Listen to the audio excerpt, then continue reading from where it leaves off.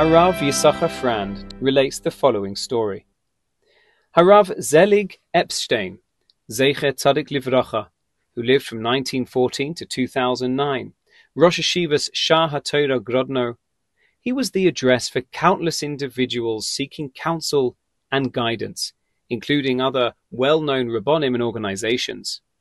As a person who rendered and resolved serious life decisions, his broad shoulders provided succor and support to all those who needed it. On one such occasion, he shouldered the burdens of a woman who had tragically been widowed. Having survived the Holocaust together with her husband, they arrived at the shores of America and went on to build a family with 3 children.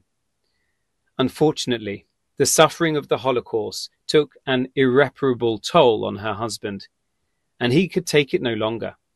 Tragically, he decided to end his own life. His bereft wife now faced a murky future as both a Holocaust survivor and a lonely widow. She was very fragile and needed someone to turn to for solace, and Rav Zelig became that individual. Sometime later, one of her children grew very ill and needed medical treatment.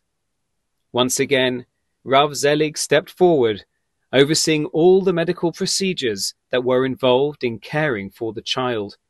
His efforts bore fruit, at least for a short while, until Erev Yom Kippur of that year, when matters took a decided turn for the worst, and the many sorrows which already troubled this poor widow grew exponentially. Her beloved son passed away. Here was a woman who went through the inferno of the Holocaust, lost a husband to suicide, and now her child succumbed to illness. Walking to Kol Nidre that evening, Rav Zelig began thinking that maybe this woman would not be able to endure her loss, and she would break down and meet the same fate as her husband. God forbid. Rav Zelig made a quick decision and decided to skip Kol Nidre and the Yom Kippur davening, and instead walk to this woman's house and spend the holy day with her. If he would give her the emotional support she needed at this painful time, perhaps she would be able to pull through. But as Rav Zelig began to walk, he realized that it would take him well over an hour to make it to the woman's house, and maybe an hour was too long.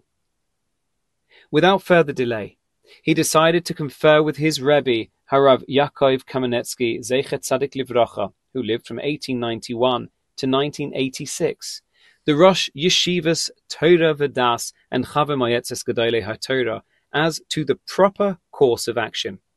He quickly walked over to Yeshiva Torah V'das, where Rav Yaakov was davening, and asked, "Can I take a bus to visit the widow so she will not remain by herself?"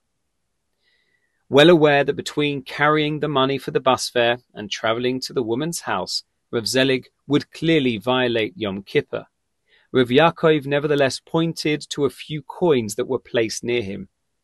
The money, which Rav Yaakov had designated to be used for his own bus fare after Yom Kippur, went to Rav Zelig instead to do this important mitzvah on the holiest day of the year. And so, Rav Zelig Epstein, one of the preeminent leaders of the previous generation, ran to the nearest bus station and traveled to the home of this poor widow on the night of Kol Nidre, so that she would not remain alone. And it was all because he thought that maybe out of misery she would perhaps not be able to handle the pain and may decide to cut it short. It was there that Rav Zelig spent the rest of Yom Kippur, offering care and comfort to a woman who was facing the most trying of times.